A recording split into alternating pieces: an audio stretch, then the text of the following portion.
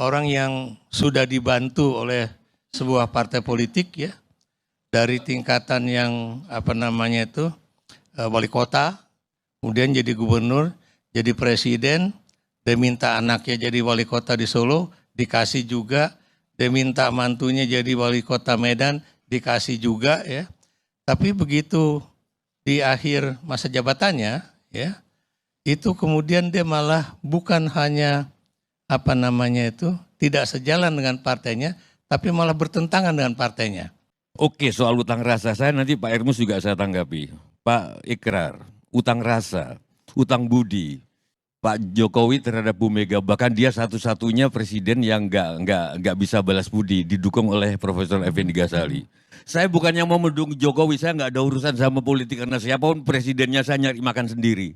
Ketepukan nyari nggak ada yang promosiin dalang, saya sendiri yang dalang, nggak ada presiden yang warrior generasi. Saya siapapun presidennya. Dan saya berpendapat bahwa kalau kita menganut sistem Pancasila, maka pakailah surat Alam Nasroh Laka Sodrak ayat terakhir. Wa ila rabbika farghab. Dan kamu jangan bergantung pada siapapun kecuali pada Tuhan.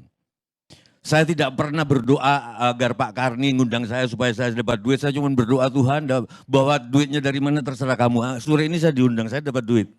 Saya nggak pernah tergantung. Baru cucu 3 udah bijak nih, apalagi cucu 6. Makanya. Nah soal balas budi ternyata begini Pak Karni. Ini saya bukan Pak Jokowi ya. Sorry, saya nggak ada urusan sama Pak Jokowi. Sama Bu Mega. Tapi orang yang dibudiin dan jadi, kemungkinan dia memang punya potensi untuk jadi. PDI bisa aja memilih wali kota manapun waktu itu. Mungkin karena kepentingan yang dibilang oleh saudara namamu? Boni Hargen, bahwa dia personifikasi dari akar rumput. Setidaknya dicitrakan sebagai tukang kayu, carpenter, oke? Ada itunya Pak Ikra. Sehingga kalau dalam logika kebalik, PDI juga utang budi ke Pak Jokowi. Sama. Saya tidak bisa mengatakan the crazy rich Priok sama Pak Roni. Utang budi sama keluarga Cendana. Caroni. Mungkin kalau dia memang dibantu dulunya, tapi kalau dia nggak punya jiwa petarung juga nggak akan sampai begini. Begitu juga Surya Paloh, sehingga dapat Freeport, proyek dan Bambang Susatyo dibantu kalau nggak salah dia pernah cerita oleh Agung Laksono, oleh Bakri, sehingga dia naik. Tapi kalau dia nggak punya jiwa itu nggak bisa. Sehingga kalau misalkan yang membantu itu mengungkit-ungkit, saatnya aku punya potensi memang. Bantuanmu adalah lantaran dari Tuhan yang diberikan bukan karena satu-satunya. Karena aku memang punya potensi. Dengan segala hormat kepada Bahlil. Bahlil itu susah waktu kecilnya. Bahkan dihina-dina, kurang makan. Jiwa petarungnya ada apapun. Bukan soal dokternya. Jadi kalaupun dia dibantu oleh seseorang untuk naik.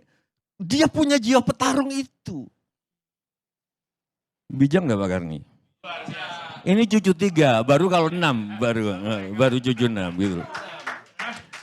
Pak Karni pasti pernah dibantu sehingga masuk forum keadilan, masuk Tempo. Tapi kalau yang ngebantu itu, Karni itu nggak bisa balas budi, selalu ngukit itu ke saya.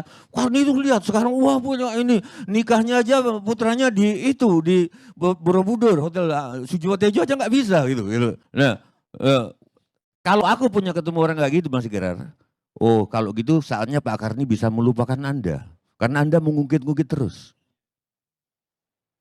Mungkin itu yang terjadi dengan Mega sama aku deket juga sama Bu Mega. Enggak, ini kita cuman yang kedua Pak Ermus tadi soal jabatan melekat. Paling jelas itu pas Pampres. Pas Pampres nggak bisa dicontohkan dengan seseorang yang ketika misalkan datang ada khalifah, ini lampu, kamu mau ngomong apa pribadi? Oke, lampu aku matiin karena yang biaya ini negara. Atau contoh khalifah lain, ada ballpoint ini punya negara, ballpoint ini punya pribadi. Kamu punya masalah apa pribadi? Oke, tanda tangannya pakai yang ini karena ini ballpoint pribadi, yang ini ballpoint negara. Pas Pampres nggak bisa dimatiin. Walaupun ketika Pak Prabowo ngomong di depan Pak Lutfi sama Taj Yasin, tapi kayaknya dalam tekanan sih wajahnya itu. Kayaknya loh, sorry kalau salah. Tanpa lencana, tapi di sekitar itu ada pas Pampres.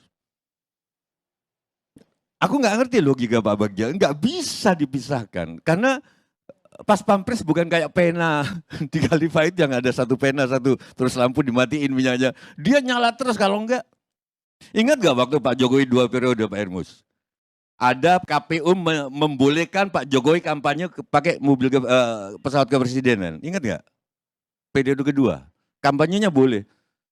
Saya pertama marah dengar, tapi aku pikir-pikir, presiden ini kalau mati gimana gitu loh. Kalau keamanannya gak ada. Makanya dia boleh pakai pesawat kepresidenan untuk kampanye dirinya.